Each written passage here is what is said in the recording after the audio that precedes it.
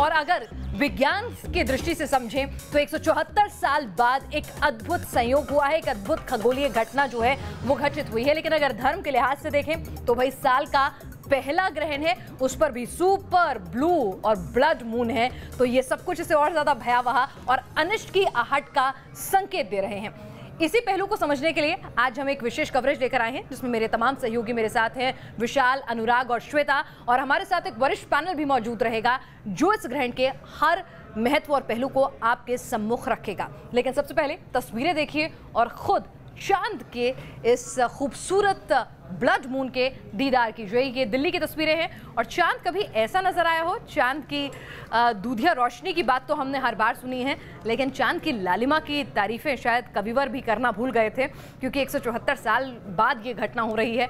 तो ऐसे में चांद की लालिमा आज देखते ही बन रही है। यह बिना सुपर ब्लड ब्लू मून, और आमतौर पर जितना चांद नजर आता है उससे 10 से लेकर 14% ज्यादा बड़ा और 30% ज्यादा चमकीला। सिर्फ देश ही नहीं, दुनिया के कई कोनों में यह अद्भुत नजारा इस वक्त देखने को मिल रहा है। और आपके स्क्रीन पर ये 8 तस्वीरें भी हम आपको दिखा रहे हैं अलग अलग जगहों से। कैसा दिख रहा है ये नजारा आपके सामने? और इसका अपना काफी कुछ मतलब है, ना सिर्फ विज्ञान के लिहाज से बल्कि ज्योतिष के लिहाज से भी। अलग अलग राशियों पर इस चंद्र ग्रहण का क्या कुछ प्रभाव पड़ेगा, किन बातों का ख्याल रखना है, ये सब कुछ आपको बताएगा न्यूज़ नेशन अपनी इस महा कवरेज में। बिल्कुल, हमारे साथ हमारे खास मेहमान भी जुड़े हुए हैं और हम धार्मिक पहलुओं पर भी नजर डालेंगे, तो ये भी बताएंगे कि विज्ञान क्या कुछ कहता है। लेकिन सबसे पहले इस रिपोर्ट पर नजर डालते हैं।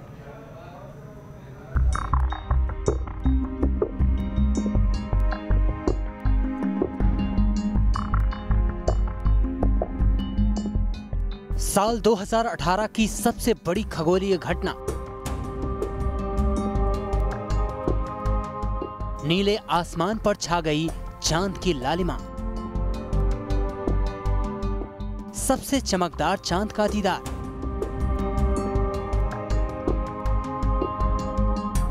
टूटने लगा चांद के 3 रूपों का तिलिस्म। शाम 5 बजे के बाद शुरू हुआ चंद्र ग्रहण, रात करीब 8:42 तक चलेगा। पृथ्वी, चंद्रमा और सूर्य जब एक कतार में आते हैं तो खगोल शास्त्र के रिसर्चर्स के लिए यह पल बेहद खास हो जाता है। हिंदुस्तान से लेकर अफ्रीका, ऑस्ट्रेलिया और यूरोप में होने वाली इस घटना पर है पूरी दुनिया की नजर। ग्रहण जो आपको हो रहा है, ग्रहण इसलिए हो रहा है ना कि पृथ्वी जो है सूरज और चंद्रमा के बीच में आई है, बस यही बात है। पृथ्वी और चंद्रमा इधर और सूरज इधर, ये हर महीने तो होता है, हर महीने होता है। जिस समय फुल मून हमें चंद्रमा इधर और पृथ्वी और पीछे सूरज, तो सूरज की सारी रोशनी चंद्रमा पे पड़ रही है, वापस हमारी तरफ आ रही है, तो हमें फुल मून दिख रहा है। और अगर ये एक ही सीध में हो तो ये जो फुल मून होने वाला था, फुल मून को अर्थ ने एक्लिप्स कर दिया, अर्थ का शैडो मून पे पड़ रहा है, तो ये हो रहा है। तो हर महीने ये नहीं होता है, पता है हमें क्यों नहीं होता है, क्योंकि ये हमेशा एक ही सीध में नहीं, हल्के से ऊपर नीचे बट रफली जो है अलाइंड होते हैं। विज्ञान अपनी कसौटी पर ऐसी घटनाओं को कस रहा है तो आस्था और पौराणिक मान्यताओं के लिहाज से भी निभाई जा रही हैं कई परंपराएं। आस्था के तर्कों से विज्ञान सहमत नहीं। क्या है चंद्र ग्रहण पर मान्यताओं का भंवर, क्या है विज्ञान का नजरिया, सब कुछ बताएंगे आपको। पल पल बदलते चांद की तस्वीर से कराएंगे आपको रूबरू, क्योंकि अब चांद हो गया है सबसे चमकीला। अब चांद आ गया है धरती के सबसे करीब। तो अगले 1 घंटे तक बने रहिए न्यूज़ नेशन के साथ। और देश भर में इस ग्रहण के आस्था के पहलू को और वैज्ञानिक पहलू को आपके सम्मुख रखेंगे हम। हमारे रिपोर्टर्स भी और हमारे खास मेहमान भी इस कार्यक्रम में, इस महा कवरेज में हमारी मदद करेंगे। सबसे पहले दिल्ली चलते हैं। दिल्ली में खूबसूरत चांद के दीदार भी करते हैं और नेहरू तारा मंडल में, नेहरू प्लानिटोरियम में किस तरह की व्यवस्था है, किस तरह का कौतूहल है हमारी यंग जनरेशन में इस खगोलीय घटना के दीदार के लिए। मधुरेंद्र, तस्वीरें दिखाएं, बच्चों से बात करें। जी हाँ, बिल्कुल। देखिए, बेहद शानदार यहाँ पर तमाम टेलीस्कोप के साथ देखने की व्यवस्था की गई है। अपने वीडियो जर्नलिस्ट को कहूँगा कि एक पैन करते हुए ज़रा दिखा दें कि तारामंडल में किस तरह से यहाँ पर व्यवस्थाएं हैं, और ख़ासतौर पर कतारों में खड़े तमाम लोग आपको दिखाई देंगे जो कि टेलीस्कोप तक पहुँचने का इंतज़ार कर रहे हैं। कुछ लोग हमारे साथ मौजूद हैं, उनसे भी बात करते हैं। इसमें हमारे साथ खगोल शास्त्री सिद्धार्थ भी हैं और तमाम ऐसे लोग भी हैं जो कि यहाँ पर चाँद को करीब से टेलीस्कोप जरिए देखना चाहते हैं। सबसे पहले आप पर आते हैं, किस उत्सुकता के साथ आप यहाँ पर आए हैं और कितने करीब से आपको चांद को देखने का मौका मिला? बहुत करीब से देखने को मौका मिला। 1 in 150 ईयर्स, 150 साल में एक बारी का इवेंट है ये, तो बहुत ही अमेजिंग इवेंट है। स्पेशली टोटलिटी दिल्ली में आधे घंटे तक सिर्फ टोटलिटी लास्ट हुई, पूरा इवेंट मोर देन 1.5 घंटे से ज़्यादा लास्ट हुआ। इवन अब भी एक्लिप्स में एक्लिप्स के पीछे ही है। Super moon, blood moon, blue moon, ये तमाम शब्दों के साथ आप कहीं ना कहीं अपने जहन में रखते हुए यहाँ आए थे और जाहिर है कि चांद के बदलते हुए रंग को आपने बेहद करीब से देखा। किस तरह की उत्सुकता जो है वो शांत हो पाई और किस तरह की यादों को लेकर यहाँ से आप जाएंगे? क्रेटर्स दिखते हैं मून में बहुत क्लियरली रात के टाइम, अगर जब उस पर लाइट कम पड़ती है सन की, क्योंकि कंट्रास्ट कम रहता है, तो वो आप मून रेडी होता है। एक्चुअल में ब्लू मून का मतलब नॉट ब्लू कलर, बट हर दूसरे न्यू मून को एक महीने में जो होता है, that is called, which is a rare event, उसको हम ब्लू। हमारे साथ खगोल शास्त्री भी मौजूद हैं यहाँ पर, सिद्धार्थ, इनसे भी जरा 2 सवाल पूछते हैं। जिस तैयारी के साथ आप लोग नेहरू तारामंडल के तमाम टेलीस्कोप को यहाँ पर लगाए थे, आपको लगता है कि उसी उत्सुकता के साथ लोग भी यहाँ पर पहुंचे और उन्होंने, हालांकि शुरुआती दौर में तो लग रहा था कि चांद बेहद मुश्किल से दिखाई देगा, लेकिन जिस तरह से चांद अवतरित हुआ, प्रकट हुआ आसमान में, बिल्कुल, तो आप लोगों को जो समुचित धुंध की, प्रदूषण की चादर के बीच में इतना खूबसूरत लाल चांद जो है नजर आएगा, इसकी कल्पना कम ही लोगों ने की थी। आशंका थी कि ये खगोलीय घटना नहीं देख पाएंगे, लेकिन ये खूबसूरत चांद हम देख रहे हैं। दिल्ली से आपने तस्वीरें दिखाई, इस खगोलीय घटना को लेकर लोगों के उत्साह को आपने कतारों में दिखाया, लेकिन अब इसके धार्मिक पहलू को भी समझने की कोशिश करेंगे। वैरागी हमारे साथ जाने माने ज्योतिषाचार्य मौजूद हैं, साथ ही हमारे साथ प्रकाश जोशी भी मौजूद हैं, जाने माने ज्योतिषाचार्य। हमारे साथ बलदेव सिंह जी, साइंटिस्ट, हमारे साथ इस वक्त मौजूद हैं स्टूडियो में। साथ ही प्रमोद पांडे जी हमारे साथ खगोल शास्त्री जुड़ेंगे इलाहाबाद से, और हमारे साथ शास्त्री कौशलेंद्र जयपुर से लगातार जुड़े हुए हैं। लेकिन सबसे पहले भाई खगोलीय घटना की बात कर ली, लेकिन सभी लोगों के मन में कौतूहल होगा कि मेरी राशि पर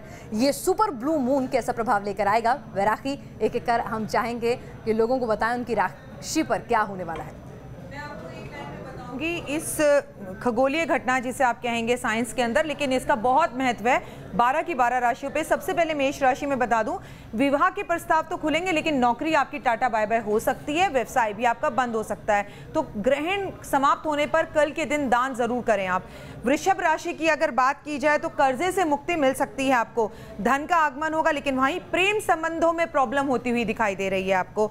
लेकिन प्रेम संबंधों में अगर सफलता चाहिए तो कल सुबह उठकर चावलों का दान जरूर करें, बला उतारें अपनी। मिथुन राशि की अगर बात की जाए तो व्यापार आपका अच्छा चलेगा, नौकरी में आपको तरक्की मिल सकती है जीवन साथी के साथ, लेकिन आपकी भी तू मैं लंबी चल सकती है, यहां तक कि वो आपको छोड़कर मायके भी जा सकती हैं। कर्क राशि की अगर बात की जाए तो बहुत संभल कर चलना होगा ये समय, अगले 20 दिन तक आपके लिए यही कहना चाहूंगी कि गाड़ी, वाहन, टू व्हीलर बिल्कुल ना चलाएं आप, तो बेहतर होगा। कोई खास फैसला लेना है तो 20 दिन बाद लें, क्योंकि इस ग्रहण का असर मिनिमम 20 दिन तो रहेगा ही, और मैक्सिमम 6 महीने। सिंह राशि की बात की जाए तो नौकरी, शेयर मार्केट में तो आपको उन्नति मिलती हुई दिख रही है, लेकिन शारीरिक कष्ट आपको भी होता हुआ दिख रहा है। कन्या राशि की बात की जाए तो शुभ है आपके लिए, विवाह के प्रस्ताव आ सकते हैं, नए कारोबार शुरू हो सकते हैं, तो आपकी तो है बल्ले बल्ले। तुला राशि की अगर बात की जाए तो छात्रों के लिए समय अच्छा है, अगर किसी कंपटीशन के बारे में आप सोच रहे हैं तो यस, गो हेड, आप जा सकते हैं। वृश्चिक राशि की अगर बात की जाए तो कोई कष्ट नहीं होगा बल्कि फायदा होगा, लेकिन मन विचलित रहेगा, जिससे आप प्यार करते हैं वो हाँ करेगा, शायद आप ही ना कर दें। धनु राशि की अगर बात की जाए तो सोच समझकर फैसला लें, गुरु की पूजा, माता पिता का आशीर्वाद लेकर घर से निकलना उत्तम होगा। वहीं मकर राशि, नए लोगों से मुलाकात होगी, नए लाभ होंगे, परंतु आपका सामाजिक स्तर गिरता हुआ दिख रहा है, यानी कहीं ना कहीं बदनाम होते दिख रहे हैं आप। जीवन साथी के साथ भी संबंध अच्छे नहीं है। कुंभ राशि की बात की जाए तो धन आगमन तो आपके घर में दिख रहा है, लेकिन अगर आपने अकेले चलने की कोशिश की तो अकेला चना भान नहीं फोड़ सकता, आप अकेले ही रह जाएंगे, मिलकर चलना होगा सबके साथ। मीन राशि आखिरी राशि, यहां मैं कहना चाहूंगी आपको ध्यान देना होगा अपने ऊपर, नए कार्यों की शुरुआत सोच समझ कर करनी होगी, क्योंकि ये जो ग्रहण है वो कर्क राशि में लग रहा है, इसलिए कर्क राशि वालों खासा ध्यान रखें, ग्रहण के बाद स्नान जरूर करें आप। तो राशियों पर किस तरह का असर होगा ये तो हमने जान लिया। बलदेव जी से जानते हैं विज्ञान इस चंद्र ग्रहण को किस नजर से देखता है। बलदेव जी, एक बहुत खास मौका है, न सिर्फ तमाम न्यूज चैनल्स दिखा रहे हैं और साथ ही साथ नासा यूट्यूब के जरिए भी लाइव फुटेज इसकी दिखा रहा है। दुनिया भर में इस तरह के चंद्र ग्रहण को लोग देख रहे हैं, विज्ञान को और करीब से जानने का हमें इससे मौका मिल रहा है, और साथ ही जब इस तरह की कोई घटना होती है, विज्ञान के पास बहुत कुछ जानने और समझने के लिए होता है, खासकर गुरुत्वाकर्षण के जो प्रभाव होते हैं, विज्ञान किस नजर से इसको देखता है? आज 14वीं के चांद को लाल घूंघट लाल चुनरिया का घूंघट में देखा, बड़ा अच्छा लगा। और एक एक पल में जो हुआ उसको पहले से साइंस ने प्रिडिक्ट कर रखा था। और साइंस ने प्रिडिक्ट इसलिए किया था कि वो पिछले हज़ारों सालों से, साइंस के लिए कह रहा हूँ, पिछले हज़ारों सालों से प्रकृति को बड़े पास से देखती है और अब उसके हिसाब से अब उसको समझती है और उसी हिसाब से उसका गणित का हिसाब निकाल लेती है। आज भी जो हुआ वो अगर उसमें कोई ज़रा सी इधर उधर की प्रिडिक्शन से हट के थोड़ी सी कोई बात हुई हो तो उसको नोट कर लिया जाएगा और अगली दफ़ा साइंस अपने आप को सुधार लेगी। केवल साइंस या ज्योतिष भी, माफ कीजिए आपको बीच में रोक रहा हूं। पिछले ये साइंस ही करती है। पिछले 200-300 सालों से साइंस वाले सोचते थे कि चांद के ऊपर समुद्र हैं। उन्होंने उनको नाम भी दे दिया, 4-5 समुद्रों का नाम रख दिया था। लेकिन अब हम जानते हैं कि चांद पर एक बूंद पानी नहीं मिली और चांद के अगर ध्रुव में कुछ पानी हो तो हो, बाकी वो जो पानी के समुद्र थे वो दरअसल बड़ी बारीक धूल है, जो धूल के समुद्र हैं। तो ये साइंस जो है अपने आप को सुधारती रहती है। तो बहुत सुंदर लगा आज का दृश्य जो था, लेकिन कोई नई बात नहीं थी। नई बात इसमें कुछ भी नहीं था। फॉर एग्ज़ाम्पल 4 बातें एक साथ हुई। पहली थी पूर्णिमा। पूर्णिमा के दिन, पूर्णिमा जो है वो हर 29 बिल्कुल बहुत ही अद्भुत संयोग है। प्रमोद पांडे जी भी हमारे साथ जुड़े हुए हैं, 29 वैज्ञानिक उनके पास भी चलते हैं। घटती है। प्रमोद जी, जब पृथ्वी और सूरज के बीच में चंद्रमा आ जाता है तभी अद्भुत संयोग होता है, लेकिन आज जिस तरह का अद्भुत संयोग बना है इतने समय बाद बना है। हालांकि इस साल एक और चंद्र ग्रहण है इसके बाद जुलाई में, लेकिन इस चंद्र ग्रहण में जो आज लोग देख पा रहे हैं इसमें क्या खास है, क्या अलग है, क्या अद्भुत है? तो ऐसा है सर, आपके पास आते हैं जी प्रमोद जी। देखिए, खास बात वैज्ञानिक दृष्टि से बहुत खास बात नहीं है, लेकिन ये एक संयोग, ऐसा संयोग बहुत दिनों बाद बना है। अमेरिका में लगभग 150 वर्ष बाद हुआ और धरती में लगभग 35 वर्ष बाद ये घटना हो रही है। थोड़ी देर के लिए रोकूंगी क्योंकि नेहरू प्लानिटोरियम से हमें सीधे वहां से नेहरू तारामंडल की निदेशक रत्नाश्री मिल रही हैं। हमारे सहयोगी मधुरेंद्र के साथ वो मौजूद हैं। रत्नाश्री जी की लंबी कोशिश रही है कि बच्चों को और ज़्यादा करीब लाया जाए खगोलीय घटनाओं के। मधुरेंद्र, उनसे जानिए कैसा रहा इस पूरे चंद्रग्रहण को स्टडी करना और बच्चों को समझाना। अतुल, बुला लो जाके। रत्नाश्री जी हमारे साथ मौजूद हैं और ख़ास तौर पर और तमाम जो मैं आपको बताऊं कि इस वक्त जो लगे हुए टेलीस्कोप हैं उसका भी उन्होंने अध्ययन किया है। रत्ना जी, पूरी तैयारियों के साथ आपने लोगों को भी देखने का मौका दिया कि चांद में सुपर मून, ब्लू मून और ख़ास तौर पे ब्लड मून की स्थितियाँ किस तरह से बनी और किस तरह से चांद ने रंग बदला। अभी भी एक्लिप्स जारी है। खास तौर पर अगर बात करें, आप बताना चाहेंगे कि आज की जो समूची गतिविधियां हैं खासतौर पर चांद को देखने की, क्या महत्वपूर्ण चीज़ें रहीं जिसका अध्ययन आपने किया बतौर साइंटिस्ट?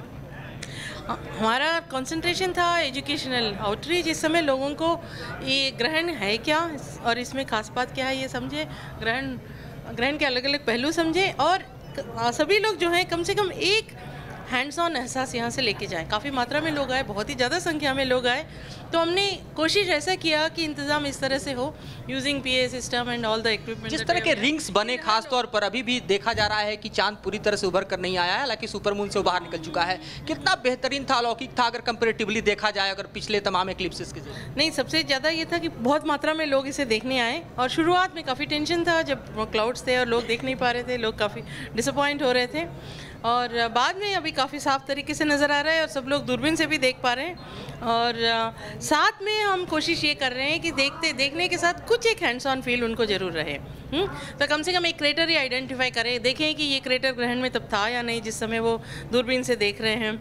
और कुछ लोगों ने जो है ये सुपर मून कितना सुपर है उसको मेजर करके देखा। अच्छा, so these are the things जो जिससे हम बहुत खुश हैं। जी, थैंक यू जी। मधुरेंद्र, हम लौटेंगे आपके पास। हमारे साथ वैज्ञानिक प्रमोद पांडे जुड़े हुए हैं। आप कुछ कह भी रहे थे प्रमोद जी, और आपसे जो सवाल था वो यही बुनियादी सवाल कि आज की लगभग 3.5 घंटे की घटना के बाद विज्ञान को क्या कुछ मिलता है आने वाले भविष्य के लिहाज से। जी देखिए, विज्ञान को सबसे बड़ा इससे फ़ायदा ये हुआ है कि जैसा डॉक्टर रत्नाश्री ने बताया कि इतने संख्या में लोग जुड़े, बच्चे जुड़े जो प्रकृति के काफ़ी नज़दीक आए और उनका एक रुझान विज्ञान की तरफ होगा। ये मैं मानता हूँ कि ऐसी ही घटनाओं से बच्चों का और युवाओं का रुझान विज्ञान की ओर होता है और इससे विज्ञान को हमेशा फ़ायदा होता है। नए थॉट्स आते हैं, नई चीज़ें शोध होते हैं, नई चीज़ें दुनिया को पता लगती है और उसका लाभ टेक्नोलॉजी के रूप में होता है। तो सबसे बड़ा लाभ तो यही है। दूसरी बात यह है कि ऐसी घटनाओं का वैज्ञानिक अध्ययन भी किया जाता है। बिल्कुल। और इस समय हो भी रहा है, तरह तरह से वैज्ञानिक अध्ययन हो रहा है। के इन तमाम इनसे जुड़े हुए राज जो हैं वो एक एक करके खगोलीय घटनाएं खोलती हैं, लेकिन इन खगोलीय घटनाओं का हमारे धर्म में भी एक विशेष स्थान है और इस पर चर्चा करने के लिए हमारे साथ तमाम पैनल मौजूद है।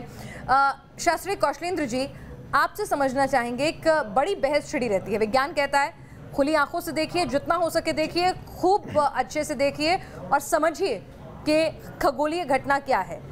धर्म कहता है बिल्कुल मत देखिए, अनिष्ट हो जाएगा, रेडिएशन आपको नुकसान पहुंचाएंगी। जी, तर्क क्या है आपका अपनी बात के पीछे? जी देखिए, एक बात सबसे महत्वपूर्ण है कि तमाम वैज्ञानिक जिस बात को कह रहे हैं कि पृथ्वी की छाया में चंद्रमा का आ जाना ही वस्तुतः चंद्र ग्रहण है, इसमें ये सबसे जोरदार बात है कि ये कोई नई बात नहीं कही जा रही है। 2000 वर्ष पहले ही आचार्य वराह मिहिर ने बृहत संहिता नामक ग्रंथ के अंदर इस बात का सबसे पहले इसका अनुसंधान किया। इसी बात को कालांतर में आर्यभट्ट ने स्पष्ट किया और आर्यभट्ट तथा आचार्य वराह मिहिर के बाद परवर्ती समस्त ज्योतिष के विद्वानों ने विज्ञान के समान प्रयोग करते हुए इस बात को स्पष्ट कर दिया कि वस्तुतः पृथ्वी की छाया में पृथ्वी की शैडो जो पड़ रही है चंद्रमा के ऊपर, उसके कारण या तो संपूर्ण चंद्रमा नहीं दिखाई पड़ रहा है या उसका कुछ अंश दिखाई नहीं पड़ रहा है, जिसे हम पूर्ण चंद्र ग्रहण या खंड चंद्र ग्रहण के रूप में हम कहते हैं।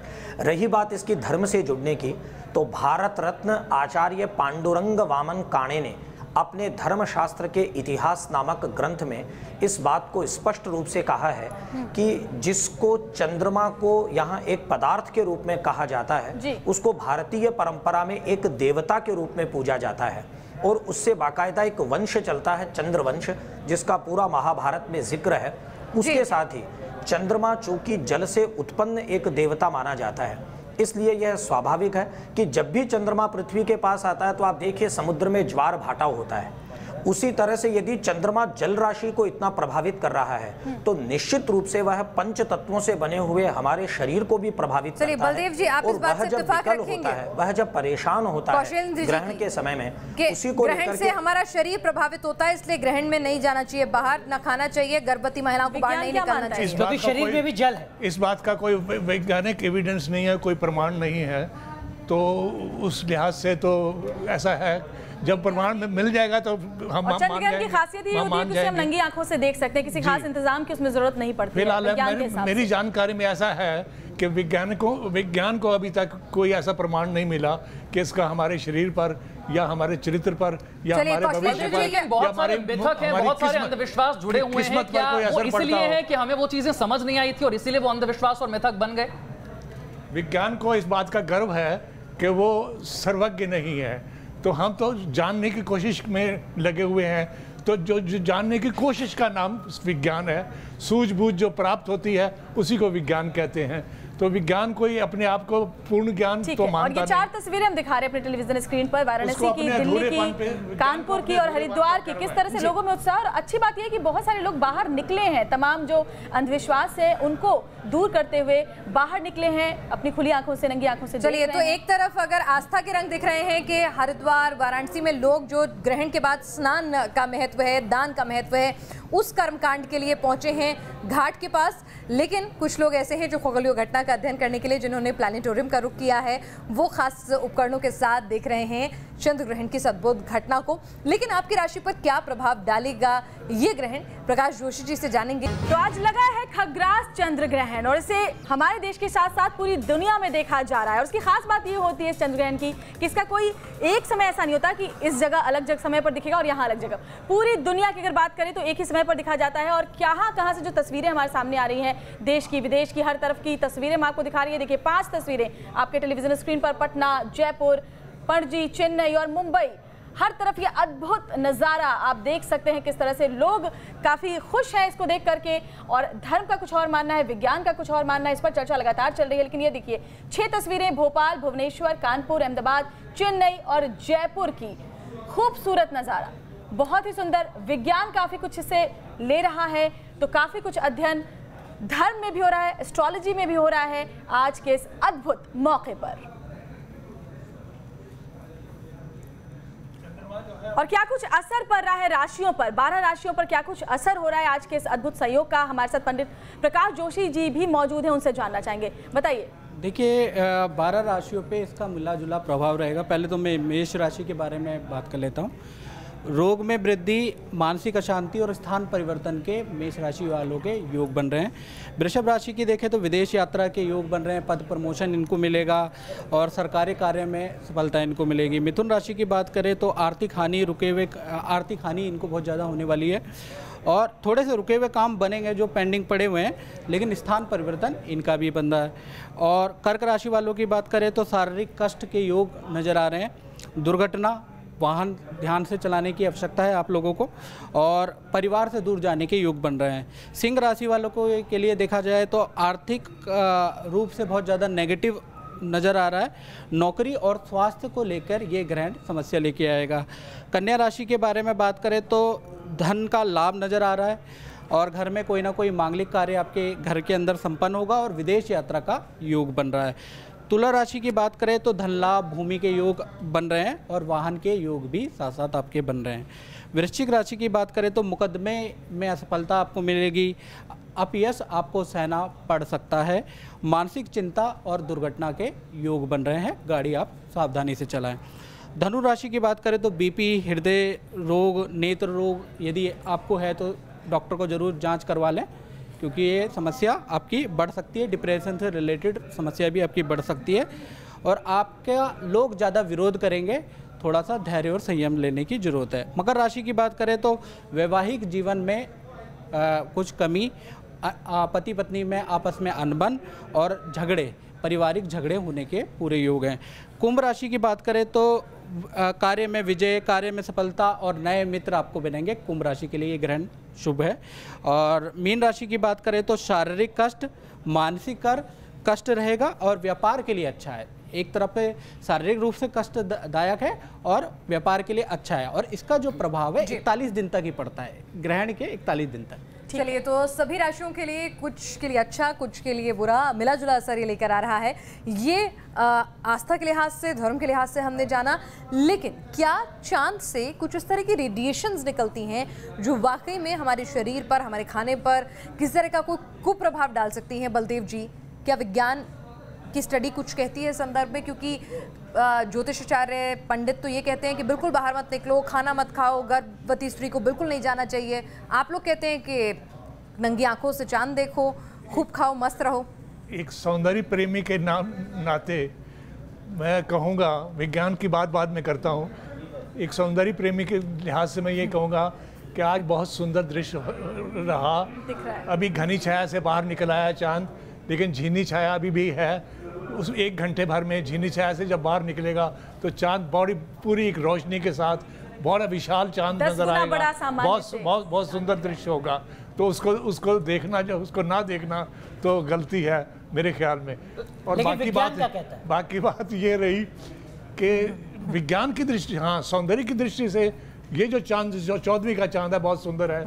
लेकिन विज्ञान की दृष्टि से जो वैज्ञानिक जो चांद की टेरेन का ध्यान रखते हैं उनके लिए अष्टमी का चांद अच्छा रहता है।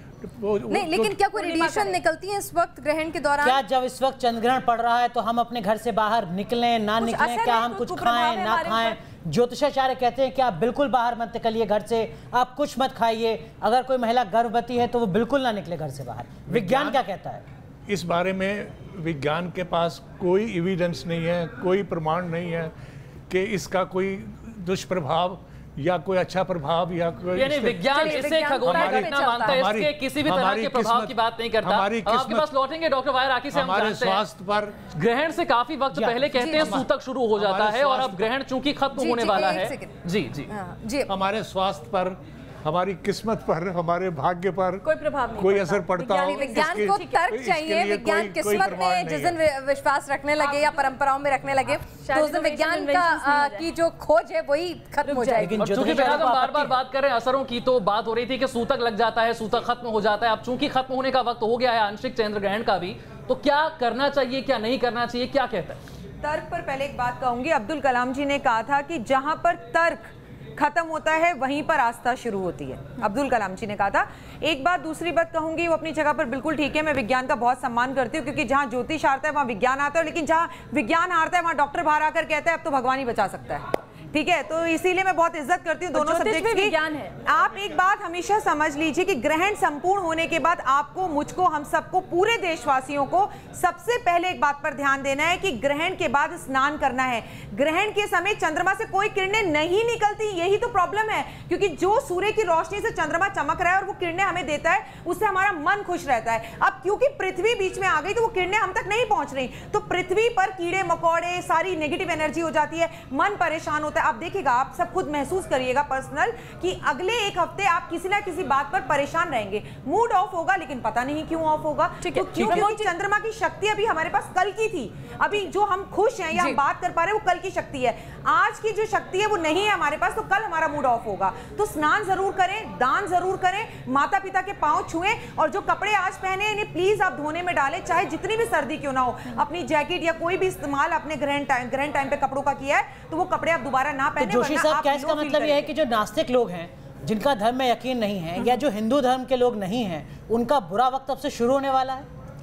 क्योंकि ऐसा है कि नास्तिक और आस्तिक का तो इसमें कोई मैटर ही नहीं है। सबसे बड़ी चीज़ इसके अंदर क्या है, जैसा हमारे प्रिय बलदेव जी ने बोला कि विज्ञान इसको नहीं मानता है, तो विज्ञान ने भी बहुत ज़्यादा गलती की है। आपको मैं याद दिला दूं कि विज्ञान ने अरस्तु जो साइंटिस्ट खगोल शास्त्री थे, उन्होंने कहा था कि जो सूर्य पृथ्वी के चक्कर काटता है, आपको याद होगा। विज्ञान तो कहता ही है कि वो गलतियों से खोज करके नित नई सीखता है और इवॉल्व होता है, और आज भी सीख रहा है। तो मैं वही कह रहा हूँ ना, विज्ञान से ये भी गलती हो सकती है कि वो ज्योतिष को नहीं मान रहा है, ये भी बहुत बड़ी गलती है, क्योंकि विज्ञान, हाँ, कल हो सकता है ज्योतिष भी एक विज्ञान है। डार्विन की थ्योरी बिल्कुल पूरी तरह से रॉन्ग है। विज्ञान में डार्विन की थ्योरी बिल्कुल पूरी तरह से रॉन्ग है। एक थोड़ी सी करेक्शन, मैं अपने आप को करेक्ट करता हूँ कि विज्ञान में हठधर्मी बिल्कुल नहीं है।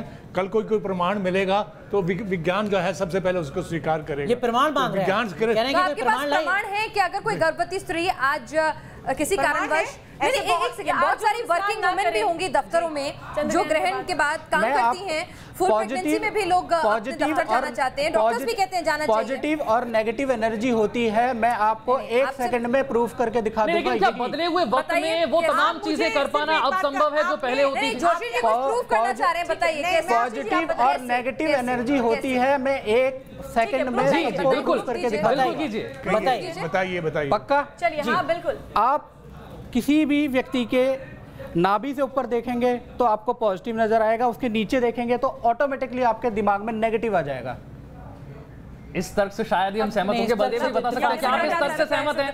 क्या आप इस तर्क से सहमत हैं? ये बहुत सब्जेक्टिव चीज है, इसको इसका कोई ऑब्जेक्टिव प्रमाण नहीं हो सकता। जी, आपने बोला गर्भवती महिलाएं ऑफिस गई होंगी, क्या इसका कोई प्रमाण है? मैं देती हूँ। आपके पास कोई स्कूल टाइम में, कॉलेज टाइम में कुछ दोस्त होंगे, किसी के यहाँ पर एक रेड कलर का निशान होगा, या किसी के ब्लैक कलर का होगा, या किसी की 6 उंगलियां देखी होंगी आपने, या किसी की एक उंगली नहीं देखी होगी आपने, तो आपने पूछा होगा ऐसा क्यों है, तो यूजली आपको ये जवाब मिला होगा कि ग्रहण में मेरी माँ बाहर निकल गई थी, अब पता नहीं ऐसा क्यों है। मैं बताती हूँ, अगर आपकी माँ ग्रहण के टाइम पर गैस जला लेती है तो आपके फेस पे या आपके हाथ पैरों में कहीं पर भी एक रेड कलर का निशान आ जाता है। अगर आपकी माँ लगातार उस गैस पर काम करती है तो वो निशान ब्लैक आ जाता है। साइंस इस बात का जवाब दे कि जब बच्चा पैदा होता है तो क्यों उसको ये निशान होते हैं, क्यों उंगलियां 6 हो जाती हैं, क्यों उंगली कटी हुई निकलती है? इसका जवाब बलदेव जी से लेते हैं, लेकिन इस बीच इसका जवाब बलदेव जी से लेते हैं, लेकिन इस बीच एक बार देश भर से तस्वीरें और दुनिया भर से तस्वीरें भी अपने दर्शकों को एक बार फिर से दिखा दें। ये तस्वीरें देखिए, 8 तस्वीरें, हल्की सी लालिमा लिए हुए आपको यहां पर चंद्र नजर आएगा, और यही इस चंद्र ग्रहण की खास बात है, जिसे हम सुपर ब्लड ब्लू मून कह रहे हैं। और दिल्ली के साथ साथ भुवनेश्वर, कोलकाता, अहमदाबाद तो है ही, और दुनिया भर से तस्वीरें नजर आ रही हैं जिसे देखने के लिए दर्शक कब से इंतजार कर रहे थे। वो तस्वीरें इस वक्त आपके स्क्रीन पर हैं, और हरिद्वार और वाराणसी में लोग घाटों पर स्नान के लिए भी पहुंचे हुए हैं। बिल्कुल, प्रमोद जी भी लगातार जुड़े हैं। प्रमोद जी, आपने राखी जी और प्रकाश जोशी जी को सुना, वो कह रहे हैं कि भाई अगर आज के दिन गर्भवती महिलाएं बाहर निकली होंगी या फिर गैस जलाई होगी या किसी भी तरह का काम किया होगा तो उनके बच्चे पर उसका असर दिखेगा। आप क्या कहेंगे इस पर? क्योंकि वक्त बदल चुका है, बहुत सारी गर्भवती महिलाएं पहले हाउसवाइफ हुआ करती थी, अब थोड़ा सा कामकाजी महिलाओं की तादाद बढ़ गई है। आपकी चर्चा में सुन रहा था जी जी हाँ, बिल्कुल। सबसे पहले एक स्पष्ट कर देता हूँ कि ऐसा कोई नहीं है। निरंतर मनोविज्ञान, चिकित्सा, हर जगह इस तरह के शोध किए गए हैं और इसमें अभी तक कोई भी प्रमाण नहीं मिला है कि ऐसा कुछ होता है। नंबर 2, कुछ चर्चा की बात मैं एक संदर्भ में बात करना चाहता हूँ कि जो ये ग्रहण हुआ है, इसमें जो चर्चा कर रहे थे कि ज्वार भाटा की होता है, ये ज्वार भाटा ग्रेविटी या गुरुत्व के कारण ज़रूर होता है, लेकिन यहाँ पर मैं स्पष्ट करना चाहूँगा कि चंद्रमा की जो गुरुत्व का प्रभाव एक बच्चे पर जो पड़ता है पृथ्वी पर, उससे करीब अगर कोई बच्चा अपनी माँ की गोद में है तो माँ के गुरुत्व का प्रभाव उस पर करीब 1 लाख गुना ज़्यादा होता है। तो देखिए इतना फर्क है, इतनी दूर होने की वजह से ये जो प्रभाव है, ये जो पृथ्वी पर जो ज्वार भाटा का प्रभाव होता है, क्योंकि पृथ्वी बहुत बड़ी है इसलिए ऐसा होता है। आपकी बात का जवाब एक और बात कहना चाहिए, स्पष्ट करना चाहूँगा। जो रेडिएशन की बात आ रही है, रेडिएशन जी कहिए, जो रेडिएशन, हेलो जी कहिए, हेलो, हाँ, मैं बता रहा था कि रेडिएशन जो चंद्रमा लाल हो जाता है या चंद्रमा से इस समय रेडिएशन आ रहा है, ये बात होती है। देखिए सूर्य का प्रकाश चंद्रमा पर पड़ रहा है और पृथ्वी उसे रोक ले रही है, तो सूर्य का जो प्रकाश है, जो रेडिएशन है, वो कम हो रहा है। जो हमको परावर्तित प्रकाश हो रहा है, कहीं बढ़ नहीं रहा है। जो बात हो रही है कि क्या कोई रेडिएशन आता है, तो चंद्रमा पर प्रकाश कम पड़ रहा है पृथ्वी का, सूर्य का, इसलिए वहाँ से जो रेडिएशन या विकिरण आ रहा है वो कम हो रहा है। कहीं कोई विशेष रूप से ज्यादा हो जा रहा है या कोई खराब प्रभाव हो रहा है, ऐसा कुछ नहीं है। ऐसा कुछ नहीं। कौशलेंद्र जी हमारे साथ है। कौशलेंद्र जी, ऐसा भी कहते हैं कि रखा हुआ जो भी खाना पीना आपके घर में है उसको चंद्र ग्रहण के बाद ग्रहण नहीं करना चाहिए। तो घर पे तो खाने पीने की बहुत सी चीजें होती हैं, तो किस तरह से इंसान उन सबको डिस्ट्रॉय कर दे, कहाँ फेंक दे, क्या करे, क्या उसका भी असर पड़ता है, क्या करना चाहिए लोगों को?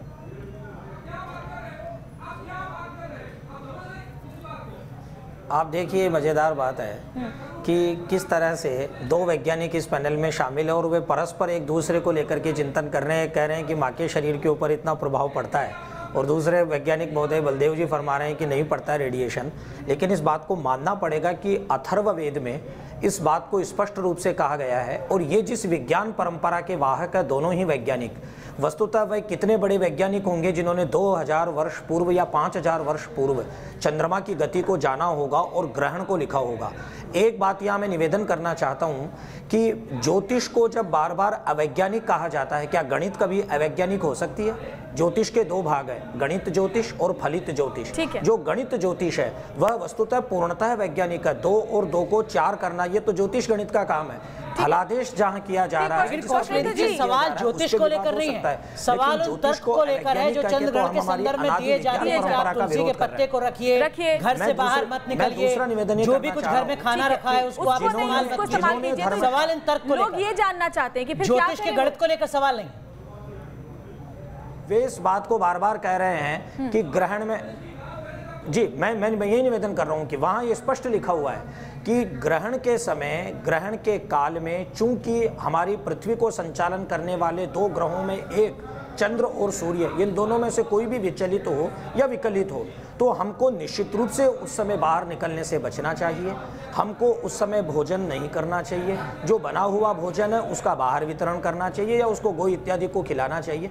ये बात सिद्धांत बनाने वाले यदि अतार्किक लोग हैं, अवैज्ञानिक लोग हैं, तो समस्त धर्म को ही हमें अवैज्ञानिक कहना पड़ेगा। और वास्तव में जहाँ तर्क नहीं होता वह आस्था अवैज्ञानिक होती है।